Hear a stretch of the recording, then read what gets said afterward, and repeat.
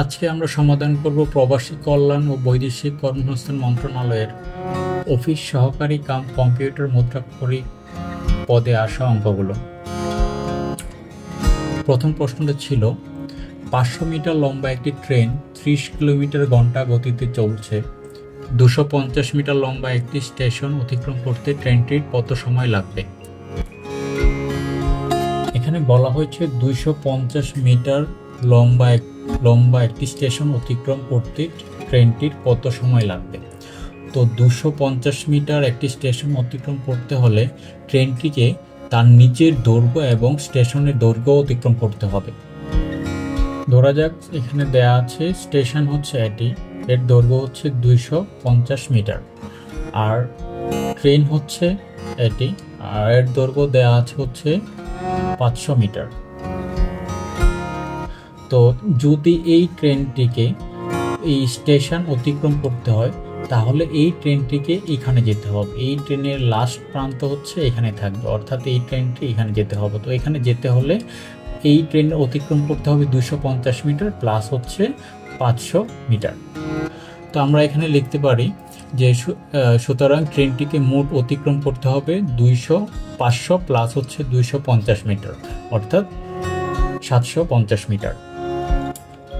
এখানে দেয়া আছে ট্রেনটি 30 কিলোমিটার ঘন্টা গতিতে চলছে, তাহলে আমরা জানি 1 ঘন্টা সমান হচ্ছে 3600 সেকেন্ড, কারণ হচ্ছে 1 ঘন্টা সমান হচ্ছে 60 মিনিট আর 1 মিনিট সমান হচ্ছে 60 সেকেন্ড, সমান আমরা লিখতে পারি 3600 সেকেন্ড। আবার 30 কিলোমিটার সমান আমরা লিখতে পারি হচ্ছে 30,000 মিটার, কারণ হচ্ছে 1 কিলোমিটার সমান হচ্ছে 1000 মিটার। তো 30 কিলোমিটার সমান হবে 30,000 মিটার। এখন আমরা লিখতে পারি প্রশ্ন অনুযায়ী ট্রেনটি 30 কিলোমিটার যায় হচ্ছে 3600 সেকেন্ডে, কারণ হচ্ছে ওইখানে বলা ছিল ট্রেনের গতিবেগ হচ্ছে 30 কিলোমিটার ঘন্টা। তাহলে ট্রেনটি 1 মিটার যাবে হচ্ছে 3600 বাই 30,000, তাহলে ট্রেনটি 750 মিটার যাবে হচ্ছে 3600 ইন্টু 750 বাই হচ্ছে 30,000 সমান হচ্ছে 90 সেকেন্ড। সুতরাং স্টেশন অতিক্রম করতে ট্রেনটির সময় লাগবে 90 সেকেন্ড বা 1 মিনিট 30 সেকেন্ড। এর পরের প্রশ্নটি ছিল x - 1/x = 3 হলে x⁴ প্লাস 1/x⁴ সমান কত? তো এখানে দেয়া আছে x - 1/x সমান হচ্ছে 3, প্রদত্ত রাশি হচ্ছে x⁴ প্লাস 1/x⁴। তাহলে এখন আমরা লিখতে পারি x⁴ কে আমরা লিখতে পারি x² প্লাস হচ্ছে 1/x⁴ কে লিখতে পারি 1/x²।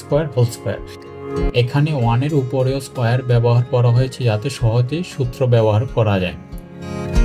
আমরা জানি যে 1 এর উপরে স্কয়ার দিলে এটির মান 1ই হয়। তো আমরা এই পার্টটুকুকে a² প্লাস b² এর সূত্র প্রয়োগ করতে পারি, অর্থাৎ আমরা লিখতে পারি x² plus 1/x² minus 2 into x² plus 1/x²। এখানে x² কাটা গেলে থাকে হচ্ছে 2, আর প্রথমটুকু যা আছে তাই রাখি। এখন আবার এই পার্টটুকুকে আমরা সূত্র ফেলতে পারি a² প্লাস b² এর। তো আমরা এখন লিখতে পারি x মাইনাস 1/x²। এখানে এই সূত্র প্রয়োগ করা হয়েছে কারণ হচ্ছে আমাদের এখানে দেয়া আছে x মাইনাস 1/x এর মান দেয়া আছে। তো এখানে আমরা এই x এবং x কাটতে পারি, তাহলে থাকে এখানে 2। এখন আমরা লিখতে পারি x minus 1/x² plus 2² minus 2। এখানে আমাদের দেয়া আছে x মাইনাস 1/x সমান 3। তো আমরা লিখতে পারি 3² প্লাস 2 মাইনাস 2। তো 3² সমান আমরা লিখতে পারি 9 প্লাস 2, 9 প্লাস 2 হচ্ছে 11 স্কোয়ার মাইনাস হচ্ছে 2, 11 স্কোয়ার সমান হচ্ছে 121 মাইনাস হচ্ছে 2, অর্থাৎ 119।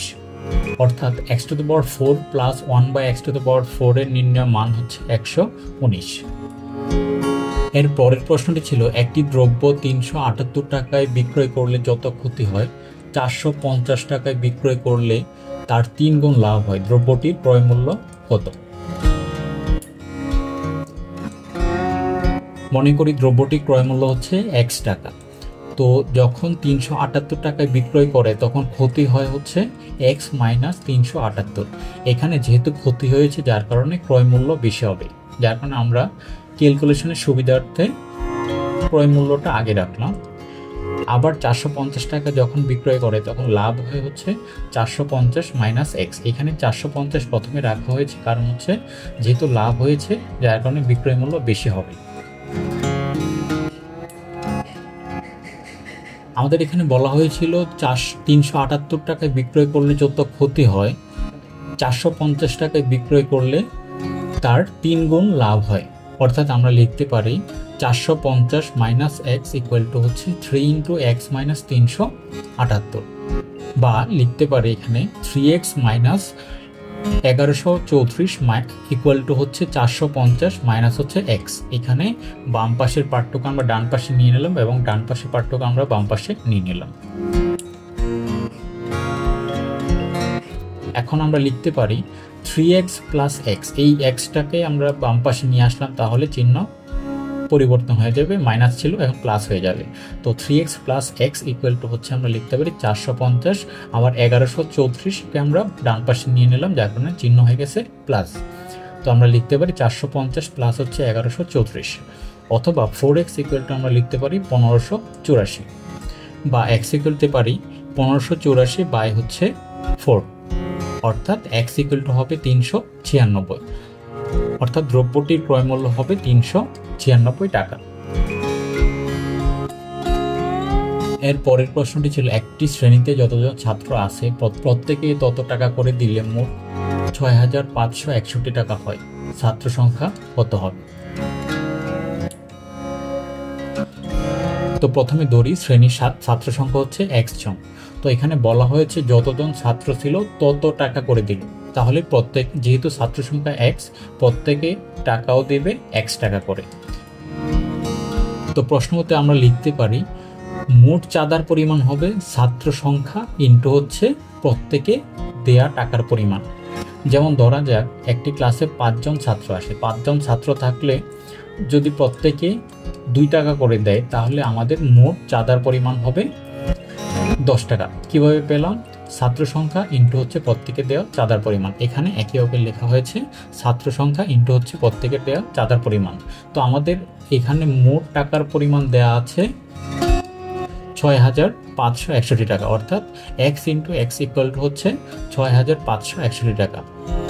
অর্থাৎ x ইন্টু এক্স সমান আমরা লিখতে পারি x স্কোয়ার ইকুয়াল টু হচ্ছে 6561 টাকা, বা x ইকুয়াল টু হচ্ছে রুট ওভার 6561 টাকা। তো 6561 টাকাকে বর্গমূল করলে আসে হচ্ছে 81, অর্থাৎ শ্রেণী কক্ষে ছাত্র সংখ্যা ছিল 81 জন। যদি ভিডিওটি ভালো লেগে থাকে তাহলে অবশ্যই লাইক এবং কমেন্টস করবেন। পরবর্তী ভিডিও পাওয়ার জন্য সাবস্ক্রাইব করার অনুরোধ রইল।